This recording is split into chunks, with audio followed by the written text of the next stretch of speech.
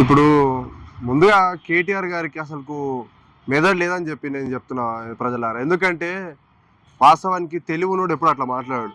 మరి ఈయన 37 సార్లు ముఖ్యమంత్రి గారు ఢిల్లీ పోయారని చెప్పి లెక్క పెట్టుకుంటా ఉన్నాడు. 37, 36, 35 అని ఇట్లా లెక్క పెట్టుకుంటూ వస్తుర్రు. 37 కాదు ముఖ్యమంత్రి గారు పోయేది, 370 సార్లు అయినా పోతాడు. మీకేమైనా అభ్యంతరమా? బీఆర్ఎస్ పార్టీ వాళ్ళకి కేసీఆర్కి అభ్యంతరమా, లేదంటే కేటీఆర్కి అభ్యంతరమా? సన్నాసుడు కేటీఆర్ విధవ అమెరికాకి అలా అయ్యా ముఖ్యమంత్రిగా కూర్చున్నప్పుడు అమెరికా పోయి షిప్పులు కడగనికి పోయిండు, బాత్రూమ్ కడగనికి పోయిండు. మరి మేము ఇట్లా అన్నామా? లెక్క పెట్టినామా? ఆమె ఇంట్లో ఉన్న ఆమె అసలు తెలంగాణ ఇజ్జత్ తీసింది. అసలు ఒక మహిళగా ఉండి లిక్కర్ స్కామ్లో, ఢిల్లీ లిక్కర్ స్కామ్లో ఇరికితే మరి ఆమె ఒక తెలంగాణ మహిళ అని చెప్పి తెలంగాణ సమాజానికి ఏం మెసేజ్ ఇద్దాం అనుకుంటుంది ఒక మహిళగా?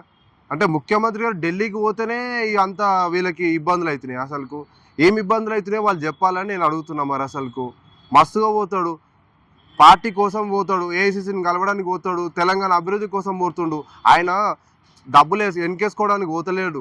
తెలంగాణ ప్రజల కోసము, తెలంగాణ మంచి చెడ్ల కోసం, తెలంగాణకి ఏవేవి సంక్షేమ పథకాల కోసం అమలు చేయడానికి కోసం సోనియా గాంధీని, రాహుల్ గాంధీని వాళ్ళ దగ్గరికి వెళ్ళి ఏఐసిసి కమిటీ దగ్గరికి వెళ్ళి చర్చిద్దామని చెప్పి అనుకుంటుండు. ఆ దాంట్లో మనం తప్పు పట్టొద్దు. ఈ పనికి మాలిన కేసీఆర్ గారు ఫామ్ హౌస్లో కూర్చుంటాడు, రాత్రి కాగానే 90 పెగ్గు తాగుతాడు. బాంబారి హరీష్ రావు ఏమో ఇక పిచ్చోని లెక్క ఊరంతా తిరుగుతాడు. ఇక కొడుకేమో కేటీఆర్ మైక్ ముందడికి వస్తాడు, ఏమేమో మాట్లాడతాడు. మొన్న ఏంది పర్యటన పోయి గరిబోళ్ళు అదని చెప్పి అంటాడు. ఇవేంది అసలుకి? ఈ భాష ఏంది? తెలంగాణలో ఉండి అసలుకు నువ్వు తెలంగాణ సమాజానికి ఏమి ఇద్దాం అనుకుంటున్నావు? అసలుకు నేను నిన్ను అడగదలుచుకున్నా కేటీఆర్, అసలు సిగ్గుండాలి అసలు కొంచెమన్నా నువ్వు మాట్లాడడానికైనా. ఇట్లాంటి మాటలు మాట్లాడితే బిడ్డ నువ్వు ఎవరు వాళ్ళు వీళ్ళు ఊరుకుంటారు అనుకుంటున్నావు బిడ్డ? మా కాంగ్రెస్ వాళ్ళు నేను నాలుకే జీరు పడేస్తారు ఏడికాడికి. నువ్వు రోడ్ల మీద కూడా తిరగనియరు మా కాంగ్రెస్ కార్యకర్తలు. తమాషాలు అవుతుందా? మా ముఖ్యమంత్రి గారు మంచి సంక్షేమ పథకాలు ఇచ్చుకుంటా తెలంగాణని ఒక ముందుకు దిద్దుకుంటా, ఒక ముందుకు మంచిగా సాగిద్దాం. మన రాష్ట్రంలోనే మంచిగా పెట్టుబడులు మనకు వస్తున్నాయి.